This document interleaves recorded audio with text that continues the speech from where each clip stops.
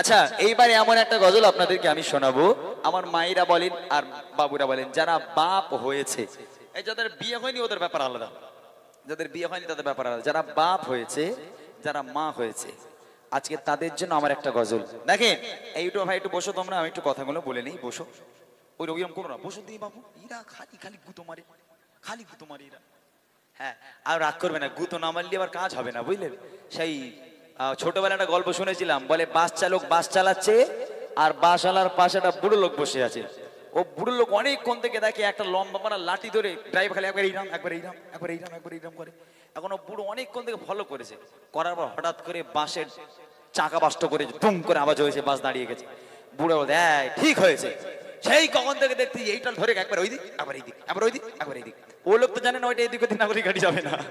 তো অনেক মানুষ আছে যারা মনে করে ভাইরা দাঁড়িয়ে আছে কেন, আরে ভাই দাঁড়িয়ে থাকতে হবে, ওদের গুতো না মারলে আবার কাজ হবে না। তো গন্ডগোল হচ্ছে এখানে। তো ওরা সময় মতো বসে যাবে, কেউ অধৈর্য হবে না।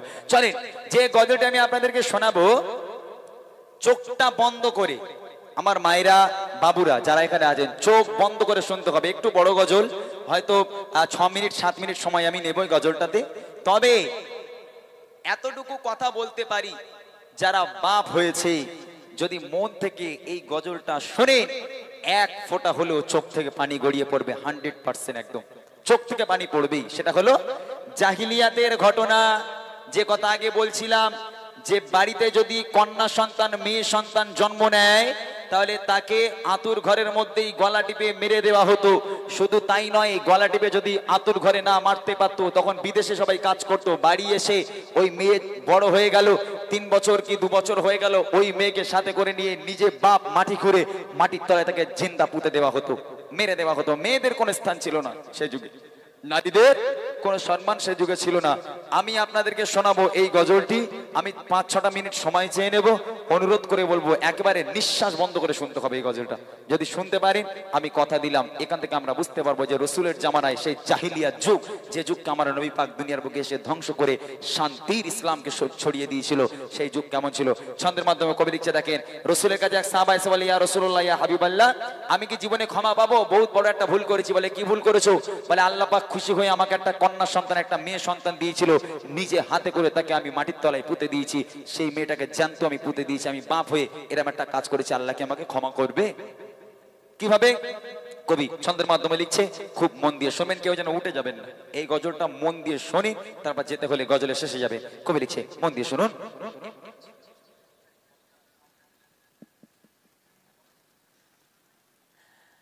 আরবের বুকে জাহিলিয়াত যুগে সুখ শান্তি নারী সম্মান বলে কিছুই ছিল না। কি বলবো সে যুগের ঘটনা, কি বলবো সে যুগের ঘটনা। আরবের বুকে জাহিলিয়াত যুগে, আরবের বুকে জাহিলিয়াত যুগে সুখ শান্তি নারী সম্মান বলে কিছুই ছিল না। কি বলবো সেই যুগের ঘটনা, কি বলবো সেই যুগের ঘটনা। এক মানব প্রিয় নবীকে শোনায়, ডুবে আছি হে নবী আমি গুনাহ। এক মানব প্রিয় নবীকে শোনায়, ডুবে আছি হে নবী আমি গুনাহ।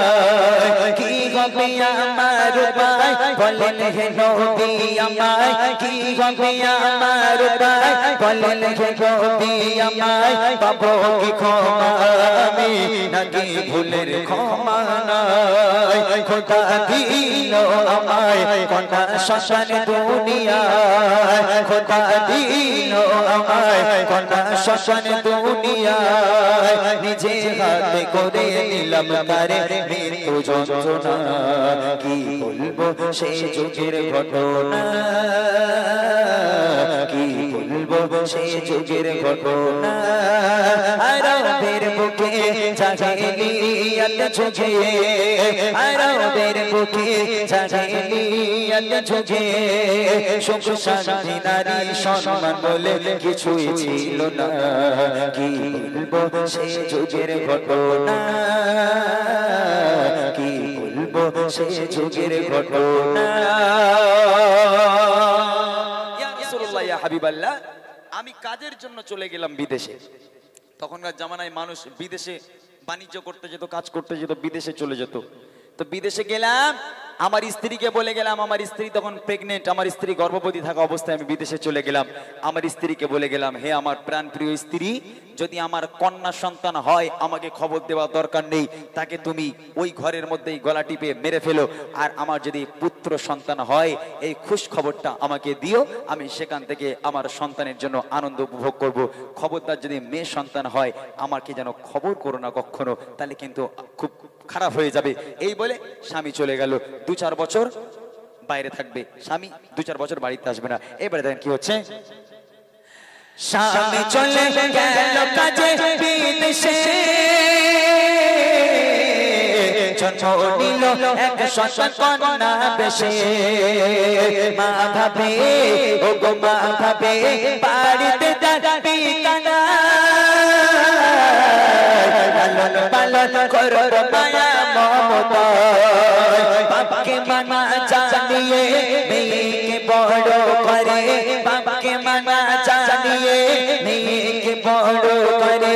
বেড়ে ওঠে কন্যা তখন 4 বছর পার করে, খেলছে কচি শিশু হেসে খেলে আঙিনায়, খেলছে কচি শিশু হেসে খেলে আঙিনায়। মা ভয়ে মরে স্বামী এলে বাঁচিয়ে রাখবে না, কি বলবো সেই যুগের ঘটনা, কি বলবো সেই যুগের ঘটনা। স্বামী চলে গেল আর সন্তান ভূমিষ্ঠ হলো।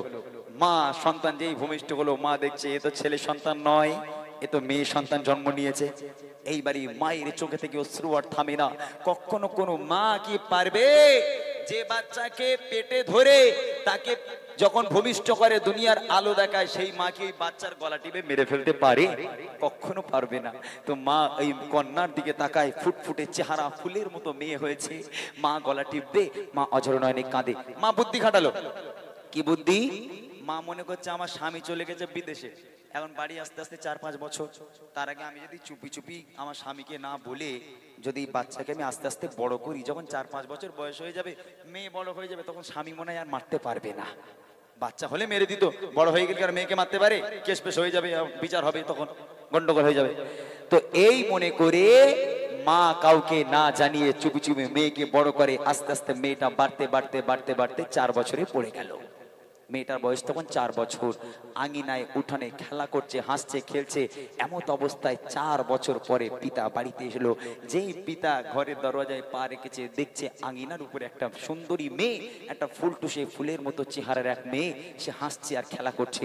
তখন সেই লোকটি অবাক হয়ে গেল, এ মেয়ে কার? আমার বাড়িতে এক কন্যা সন্তান কেন? কার মেয়ে? আমার বাড়িতে কেন খেলা করে? এবার দেখেন কবি লিখছে, একদিন ফিরে এলো তার স্বামী, দেখে ফুটে ফুটে কন্যা সন্তান তার বাড়ি। ভাবে এ মেয়ে, ভাবে এ মেয়ে তার বাড়ি দেখি করে, আর সেই মেয়ে ছুটে এসে জড়িয়ে ধরে, বলে আব্বু আমায় দেখো না, আমি যে তোমার সোনা। আব্বু আমায় দেখো না, আমি যে তোমার সোনা। বহুদিনে ধরেছিল দেখার তোমার বাসনা, আজ হয়েছে পুরো। আব্বু আছো গো কেমন? আজ হয়েছে পুরো। আব্বু আছো গো কেমন? এই দৃশ্য দেখে পিতার মাথা ঠিক থাকে না, কি বলবো সে যুগের ঘটনা, কি বলবো সে যুগের ঘটনা। আরবের বুকে জাহিলিয়াত যুগে, আরবের বুকে জাহিলিয়াত যুগে সুখ শান্তি নারী সম্মান বলে কিছুই ছিল না, কি বলবো সে যুগের ঘটনা, কি বলবো সে যুগের ঘটনা। দাঁড়িয়ে দাঁড়িয়ে ভাবছে মেয়ে কার। এমত অবস্থায় মেয়ে ছুটে ছুটে ছুটে ছুটে এসে আব্বাজানকে জড়িয়ে ধরেছে। আব্বা আপনি কেমন আছেন আব্বা? কতদিন আপনাকে দেখার একটা বাসনা ছিল, মায়ের মুখে আপনার কত কথা শুনেছি, আব্বু আপনি কেমন আছেন, ভালো আছেন? এই কথা যখন মেয়ে বাপকে জড়িয়ে ধরে বলল, তখন বাপের মাথা রেগে আগুন। ইস, আমার ঘরে কন্যা সন্তান আবার আমাকে পিতা বলে, মানে কন্যা আমার। বাপ রেগে গেল, এত রাগা রেগে গেল যে স্ত্রীকে পর্যন্ত বকলো না, কোনো কথা বললো না, নিজের রাগ নিজের মাথার মধ্যে চেপে আছে। চলে যায় একদিন, 2 দিন, 3 দিন বাপ রাগ করে আছে। 3-4 দিন পর একদিন স্ত্রীকে ডেকে বলে, দেখো যাক মেয়ে যখন হয়েছে তখন আর কিছু করার তো নেই, 4 বছর বয়স হয়ে গেছে, ফুলের মতো একেবারে পরীর মতো দেখতে মেয়েটাকে, এত সুন্দর দেখতে মেয়েটাকে, তা ও আর মেয়ের দরকার নেই, একটা কাজ করো, যাক ভালোই হয়েছে, যা হয় হবে কোনি, তুমি তোমার মেয়েরে ভালো করে সাজাও, আমি একটুখানি 2 বাপ মেয়ে একটু ঘুরে আসি, একটু মামার বাড়ির দিক থেকে ঘুরে আসি।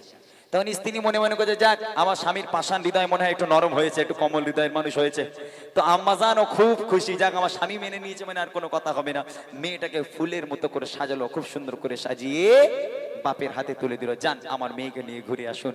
বাপ মেয়ে এইবার রওনা হয়ে গেল মরুর পথের উপর থেকে, যেখানে নেই কোনো পানি নেই কোনো ছায়া, ওই মরুর বালুর উপর থেকে টানা রোদ্দুরে বাপ মেয়ে হাঁটতেই চলেছে, হাঁটতেই চলেছে, হাঁটতেই চলেছে। মেয়ে বলে, আব্বা আপনি আমাকে কোথায় নিয়ে যাচ্ছেন আব্বা? আমি যার হাঁটতে পারছি না, পিপাসায় কলিজা ফেটে যাচ্ছে আব্বা, একটু পানি আমাকে দেন। বাপ মেয়ের কোনো কথা শুনে না, টানতে টানতে হাঁটতেই রয়েছে, হাঁটতেই রয়েছে। এইবার দেখেন কি হচ্ছে, রওনা ও গো রওনা হয়ে যায় বাপ মেয়ে, আনন্দে চলে মেয়ে তার বাপ পেয়ে, মরুর বালুর উপর দিয়ে হেঁটে যায়, বলে আব্বু বলো আমরা যাচ্ছি কোথায়, আমি চলতে আর পারি না, পিপাসায় কলিজা খানা, চলতে আমি পারি না, পিপাসায় কলিজা খানা ফেটে যায়, আব্বু আমায় বাড়ি নিয়ে চলো না, কি পাশাশের হৃদয় তার শোনে না কথা, কি পাশাশের হৃদয় তার শোনে না কথা, আব্বু আব্বু বলে কাঁদে মেয়ে ফিরে দেখে না, কি বলবো সে যুগের ঘটনা, কি বলবো সে যুগের ঘটনা, আরবের বুকে জাহেলিয়াত যুগে, আরবের বুকে জাহেলিয়াত যুগে, সুখ শান্তি নারী সম্মান বলে কিছুই ছিল না, কি বলবো সে যুগের ঘটনা,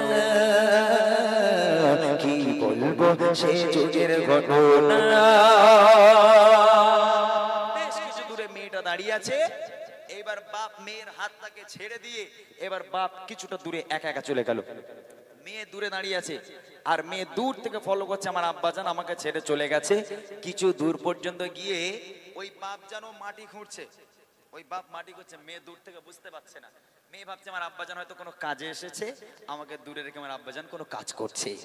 আহা, কচি বাচ্চা দূরে দাঁড়িয়ে দাঁড়িয়ে আব্বার দিকে একেবারে ছলো ছলো নয়ন নিয়ে তাকিয়ে আছে, আর বাপ এদিকে মাটি খুঁড়ছে। মেয়ে দূর থেকে দেখি আমার আব্বাজান ঘামে একেবারে ভিজে, মাথায় গায়ে সারা শরীরে ঘাম ভর্তি, মাথার ঘাম পায়ে পড়ে, মাথা থেকে টপিয়ে টপিয়ে ঘাম পড়ে। ওই কলিজার টুকরা সন্তান, ওই কন্যা সন্তান তার বাপের কষ্ট সহ্য করতে না পেরে ওইখান থেকে এক দৌড় দিয়ে ছুটে ছুটে ছুটে ছুটে গিয়ে আব্বাজানের কাছে গিয়ে নিজের জামা দিয়ে বাপের ঘামটা মুছে, বাপের ঘামটা মুছে, আর বাপ মেয়েকে মাটির তলায় পুঁতবে বলে মাটি খোঁড়ে। আহা, কি দৃশ্য! মেয়ে বাপের কষ্ট সহ্য করতে না পেরে বাপের ঘাম মুছে দিচ্ছে নিজের জামা দিয়ে, আমার আব্বার কষ্ট হচ্ছে, আর সেই বাপ মেয়েকে গর্তের মধ্যে পুঁতবে বলে মাটি হচ্ছে। এক মানুষ সমান মাটি খোঁড়া হয়ে গেল, এক মানুষ সমান মাটি খোঁড়া হয়ে গেল। হঠাৎ করে মাটি খোঁড়ার পর আব্বাকে বলছে, আব্বা তুমি মাটি খুঁড়ছো কেন আব্বা, কি কাজ আছে তোমার এখানে? আহা, এই কথা বলার সাথে সাথে বাপ এবারে মেয়েকে হদ্দম মারতে থাকে, মানে হঠাৎ মারতে থাকে। মেয়ে বলছে আব্বা তুমি আমাকে মারছো কেন, আমার কি দোষ, আমি কি করলাম? আব্বু তুমি তো আমাকে নিয়ে এসেছো ঘুরতে নিয়ে যাবে বলে, আমি তো কোনো বেয়াদবি করি না, আমাকে মারছো কেন আব্বা? তুমি আমাকে মেরো না আব্বা, আমি তোমার মার সহ্য করতে পারছি না। কে শোনে কার কথা? মারতে মারতে মারতে মারতে মারতে মারতে এক হিজড়া টান মেরে মেয়েকে গর্তের মধ্যে একেবারে ফেলে দিয়ে এবার কবি লিখছে দেখেন, মেয়েকে একা ফেলে তার পিতা করছে মাটি না বলে কোনো কথা। মেয়ে তার ও গো মেয়ে তার পিতার খা মুছে যায়, আপন মনে পিতা মাটি খুঁড়ে যায়। এক মানুষ মাটি খুঁড়ে পিতা মেয়ের হাত ধরে, এক মানুষ মাটি খুঁড়ে পিতা মেয়ের হাত ধরে টেনে টেনে দিল ঠেলে নিয়ে যায় গর্তে পড়ে। কাঁদে কচি সোনা আব্বু আমায় মেরো না, কাঁদে কচি সোনা আব্বু আমায় মেরো না। মাটি চাপা দিতে থাকে মেয়ে কথা শোনে না, কি বলবো সে যুগের ঘটনা, কি বলবো সে যুগের ঘটনা। আরামের বুকে জাগেনি আল যুগে, আরামের বুকে জাগেনি আল যুগে। সুখ শান্তি নারী সম্মান বলে কিছুই ছিল না, কি বলবো সে যুগের ঘটনা, কি বলবো সে যুগের ঘটনা। তুমি আমাকে কেন মারছো আব্বু? আব্বু আমাকে গাড্ডার মধ্যে গর্তের মধ্যে ফেলে দেওয়ার কারণ কি আব্বু? তুমি আমাকে বলো। মেয়ের কোনো কথা শোনে না বাপ, এবার মাটি ভর্তি করতে ব্যস্ত থাকে। মেয়ে গর্তের মধ্যে আর বাপ গর্তের মধ্যে মাটি ফেলতে থাকে। মাটি ফেলছে মাটি ফেলছে মাটি ফেলতে ফেলতে কলিজার টুকরা কন্যা সন্তান, ফুটফুটে ফুলের মতো কন্যা সন্তানের গলা পর্যন্ত মাটি দেওয়া হয়ে গেল, গলা পর্যন্ত মাটির তলায় চলে গেল। আহা, মাটির উপর থেকে একেবারে ফুটফুটে একেবারে লাল টুকটুকে একটা ফুলের মতো চেহারার একটা মুখ যেন মাটির উপরে ভেসে আছে। ওই সুন্দর মুখ নিয়ে আব্বাকে বলছে আব্বা তুমি আমাকে মেরো না আব্বু, আব্বু তুমি আমাকে ছেড়ে দাও। যদি তুমি না চাও আমি কখনো তোমাকে আব্বু বলে ডাকবো না, তুমি যদি না চাও কখনো তোমার বাড়িতে আমি ফিরে যাব না আব্বু। আব্বু তুমি দয়া করে আমাকে মেরো না, আব্বু তুমি আমাকে ছেড়ে দাও। তুমি যদি না চাও কখনো মাকে মা বলে ডাকবো না, তুমি যদি না চাও মায়ের সঙ্গে দেখা করবো না, তোমাদের থেকে অনেক দূরে চলে যাবো আব্বু। আব্বু তুমি আমাকে মেরো না। বাপ কোনো কথা শোনে না, বাপ মেয়েকে মারতে ব্যস্ত থাকে, বাপ মাটি দিতে ব্যস্ত থাকে। মেয়ে আর্তনাদ করে, চিৎকার করে, কান্না করে, আব্বু আব্বু করে কাঁদে। আব্বু তুমি আমাকে ছেড়ে দাও আব্বু, আব্বু তুমি আমাকে প্রাণে মেরো না, তুমি আমাকে বাঁচতে দাও। কে শোনে কার কথা? বাপ মেয়ের কথা শোনে না। বাপ আপন মনে মাটি ফেলতে থাকে, মাটি ফেলতে ফেলতে মাটি ফেলতে ফেলতে যে সুন্দর মুখটা বেঁচে ছিল, এক ঢালা মাটি ফেলে আজকের সুন্দর মুখটাও মাটির তলায় চলে গেল। চির জনমের মতো কন্যা সন্তান মাটির তলায় বিদায় নিয়ে চলে গেল। আহা, সে যুগ, যে যুগের কথা আজও পর্যন্ত যখন আমরা শুনি বা আমরা পড়ি আমাদের কলিজাটা কেঁপে ওঠে। কোন যুগ ছিল যে দেশে, যে যুগে মেয়েদের কোনো সম্মান ছিল না, মেয়েদের কোনো অস্তিত্ব ছিল না। এই কথা শুনে আমার নবী পাক এত কান্না কেঁদেছিল, নবীর চোখের পানিতে দাড়ি মোবারকখানা ভিজে গেছিল। এবং সেদিন থেকে আমার নবী পাক সাল্লাল্লাহু আলাইহি ওয়াসাল্লাম নারীদের সম্মানকে অনেক বাড়িয়ে দিয়েছিল। যে যার ঘরে কন্যা সন্তান জন্ম নেবে, অনেক মায়েরা আছে, অনেক বাপেরা আছে মেয়ে সন্তান জন্ম নিলে মুখটুক কালো করে। আমার নবী বলছে যার বাড়ি মেয়ে সন্তান জন্ম নেবে তার বাড়িতে আল্লাহ পাকের রহমত বরকতে পরিপূর্ণ হয়ে যাবে। যে ঘরে মেয়ে সন্তান নেই সেই ঘরে কোনো বরকত থাকে না। সবসময় ছেলে ছেলে করো না, মেয়ে নাও। আল্লাহ পাকের অশেষ মেহেরবানিতে তোমার বাড়িতে আল্লাহর রহমত বরকত আল্লাহ পাক একেবারে ভরিয়ে দেবে। শেষ কথায় কবি লিখে দেখেন, মাটির তলে দেহ মুক্তি পার করে কেঁদে কেঁদে বলে আব্বু দাও ছেড়ে। শেষবার ও গো শেষবার মাকে দেখতে দাও না। মাটি চাপা দিয়ে দিল মুখখানা, আহা কি পাষাণ হৃদয় একটু কি দয়া না হয় আহা কি পাশান হৃদয় একটু কি দয়া না হয় এই কথা শুনে প্রিয় নবীর কেঁদে বুক ভেসে যায় বলে নবী আকেরা তোমার করুণা শশার বলে নবী আকেরা তোমার করুণা শশার ঘরের রহমত বরকত সবই অবহেলা করো না কি বলবো সে যুগের ঘটনা কি বলবো সে যুগের ঘটনা আরামের বুকে জাহিলিয়াত যুগে আরামের বুকে জাহিলিয়াত যুগে সুখ শান্তি নারী সম্মান বলে কিছুই ছিল না কি বলবো সে যুগের ঘটনা কি বলবো সে যুগের ঘটনা কি বলবো সে যুগের ঘটনা